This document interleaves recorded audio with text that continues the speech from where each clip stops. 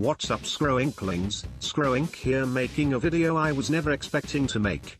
Just a couple days ago, Makiko Fox got booted off the platform, following the massive amount of mourning for her. Quite a bit of misinformation was spread, and a lot of people popped up pretending to be her. I aim to dispel some of the misinformation going around and provide a clear explanation of what all happened. Enjoy.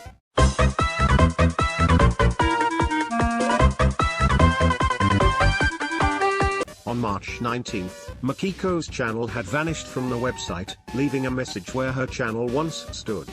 The channel had been terminated for violating community guidelines. Upon the community learning about this, I'm sure a lot of people's subfeeds were filled with a mixture of condolences from Makiko and people pinning the blame on Mika. One thing plagued everyone's mind, however: what exactly was it she got banned for? One of the big rumors was that she was banned for allegedly selling drugs, which I just don't believe at all, due to said claim coming from a very dubious source which I'll get into later. A few hours after the ban, Millie-chan Bunny would return from her permanent break to say what happened. Her explanation, though? Well, You can't keep getting away with this!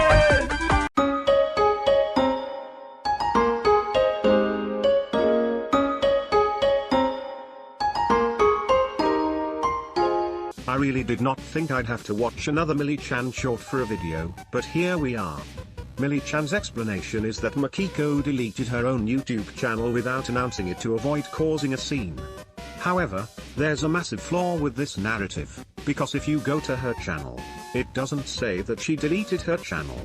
It says that it was terminated for community guidelines violations.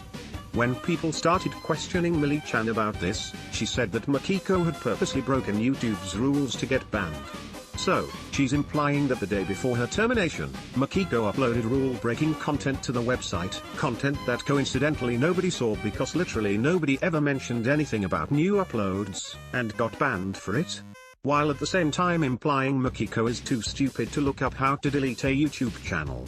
Yeah, I'm not buying it. This is most definitely a lie, as proven by report logs from a YouTuber showing that it was her old content that got her banned. On top of this, YouTube is very strict when it comes to harassing minors on the platform, which a lot of Makiko's videos consisted of.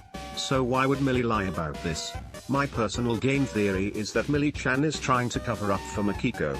If the public learned that what she was doing was, in fact, harassment, everyone would start seeing her as a horrible person, and by extension, would see Millie as a horrible person as well. While there's nothing that exactly proves this, it's just my best guess, so take this explanation with a grain of salt. However, Millie's video wasn't all nice, as she then brings up a certain individual posing as Makiko. On your head. Right after Makiko's ban, a bunch of accounts started popping up pretending to be her.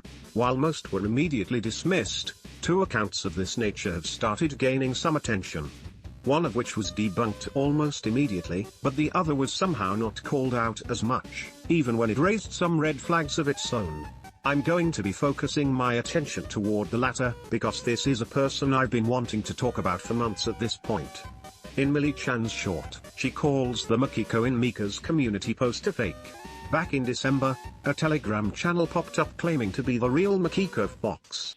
It managed to trick a few hundred people into believing it was real, until the real Makiko came out and said she never hid a Telegram.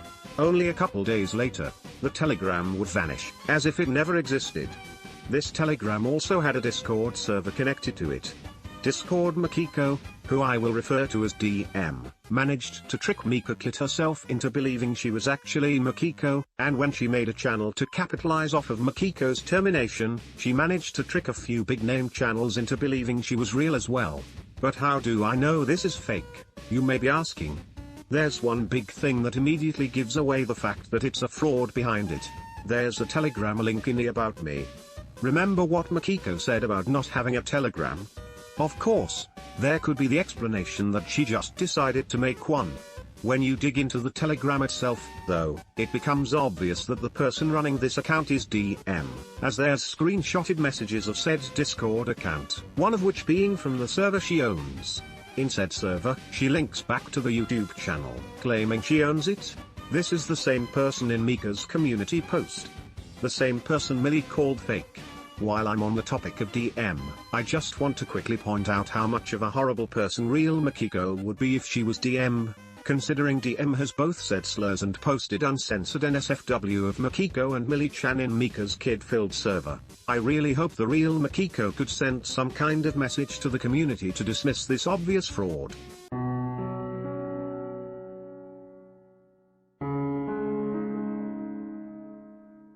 So where does this leave us? In my eyes, Makiko is just another example YouTube made to show that they will not tolerate killing videos, which are unfortunately an essential part of this community. If people keep making them, more and more people will get banned for harassment, and honestly that would probably be for the best. This community feels like it's on its way out. Ever since I joined, I have noticed that there is a massive unoriginality problem with how many people pretended to be Makiko for easy subs. This fiasco perfectly illustrates that problem. Worst part is, the fraud I covered is most likely going to get away with it. Makiko, if you're watching this video, I hope you're doing okay. A lot of people are really gonna miss you. But most importantly, you still haven't played Scary Teacher Obi with me, damn it.